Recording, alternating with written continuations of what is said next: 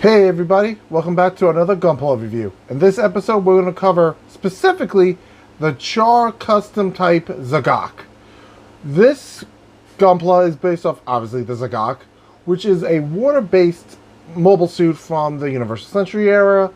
So pretty much this is the predecessor to a lot of water-based grunt suits. So if you have a water-based grunt suit that you enjoy, it's all vaguely based off of this one, and it's offshoots and descendants basically. As of lately I've been getting more into the grunt suits, and it's, you know, specifically the old-fashioned Xeon ones. So we want to talk about the positives, the negatives, and, you know, everything in between about this little dude. And I'll catch you guys in the review real quick.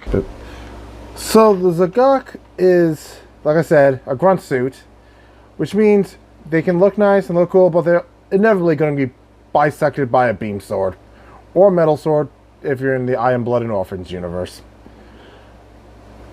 So I picked up this dude at Galactic Toys, so if you want one, hit the link down below, support the channel, pick one up today.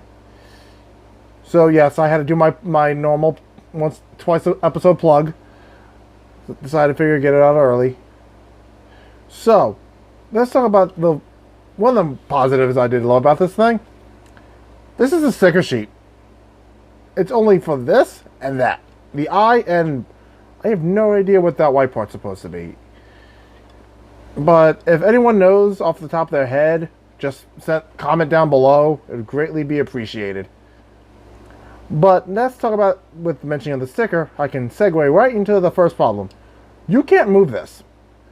I had the Origins versions of the Zaku 2, and you could move the eye, and I think the old Zaku 2 I had built can do the same, but it involves you just assembling the head and moving the eye, but you can still do it. This dude has, so wherever you place the eye when you put the sticker on, that's where it's going to be permanently. So I hope you enjoy where your guy's glaring at or looking towards, because that's the only way he's going to do it. Unless you buy a bunch of these and constantly have different versions of the face. I mean, if you have that kind of disposable income, go for it. Build a fleet of these guys all looking in different directions. You can make a stop motion video with that. So let's talk about the other flaw. Look at those legs jiggle. That is not good. It's great for posing because they really are. You can bend the leg in any direction except this is how the leg curves when you do it like a kick, but it can't hold it. It's kind of ridiculous. So it can hold it like this, but for some reason, try to go forward, it's not going to go. So when you get in a pose, you're good. But other than that, and the arms are slightly better. Like I said, this is a weird thing because it's both bad and good, so it kind of lies in that nexus. When it comes to articulation, it's both horribly bad because the legs are jiggly, but it's surprisingly, you know, also, if you get it in certain poses, it can't stand up. See what I mean? But you can get a decent charge/dab position out of it. You can get the legs just right. See what I mean? You can do a good side tackle or dab position out of it. But other than that, you're not going to get great articulation out of it. You can get good, especially with the jiggly legs. But that's going to cost you because, you know, stability is going to be garbage. But the claws are articulated, so they go up and down. That's about all you get. Also, you notice there is no weapons because the weapons are technically built into it. AKA the beam cannon in each hand, the missile pod on the head, which are just the eyepiece with black molded pieces on top of it. So you're not going to get any weapons. So, one hand, it makes it a quicker build because I knocked this dude out in like in 45 minutes, an hour at best. I think it was an hour because I made myself lunch. Literally in between building it. Because I was like, okay, I'm hungry and I'm almost done with it. I just had to literally put the limbs attached to the torso. Ate, took a break, and then smashed them all together in like 5 minutes. So yeah, that's a problem with it. It's a plus because, you know, you don't have to really worry about time constraints. You can knock this out real quick. But the problem is the old plastic marks up pretty bad. You can see the nub marks on it. So if you got a sand, you know, a file, some blenders, you can knock this out. Some paint, you can pretty much erase it from existence. That's always good to know. But it's kind of a hassle to know that almost all the plastics will do it, especially in the older ones. But you can make do with it. Another, I want to say, a problem with it is, honestly, it seems kind of lackluster. At least with, you know, other mobile suits, even grunt suits have different weapons. You can put it in different poses with those weapons. What you see is what you get. Which isn't bad, because don't get me wrong. If you like the Zagok and the regular color edition, which is just blue, or the char version, which I got, more power to you. I'm never going to front on someone liking a Gunpla for, you know, actually just enjoying the suit. Because that's be just mad disrespectful to people, because guess what?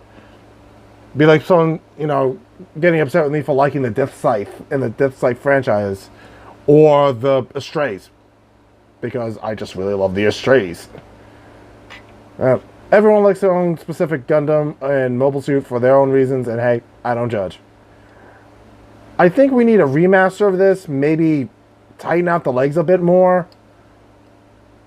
The limbs in general, just tighten them up. And I'm not saying add more stickers. I'm happy with the amount of stickers. But make the mono eye movable.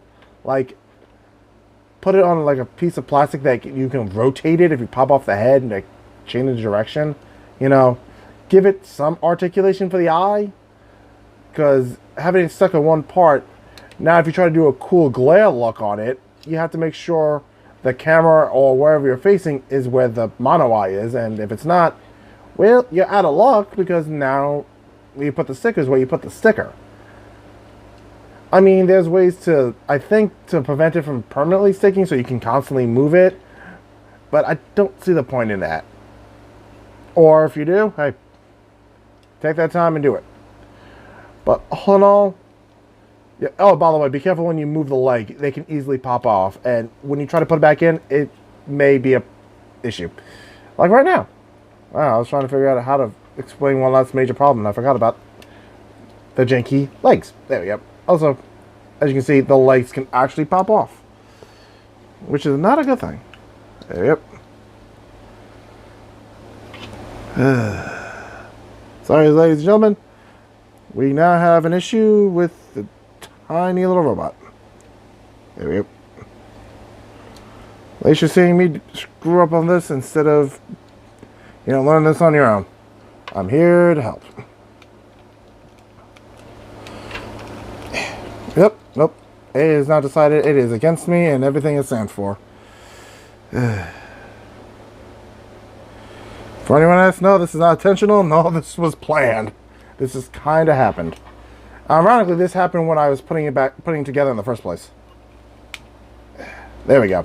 So yes, putting the legs on were literally that difficult to begin with. That's what took me forever. Because the limbs are easily, yes, you got a lot of posability out of it,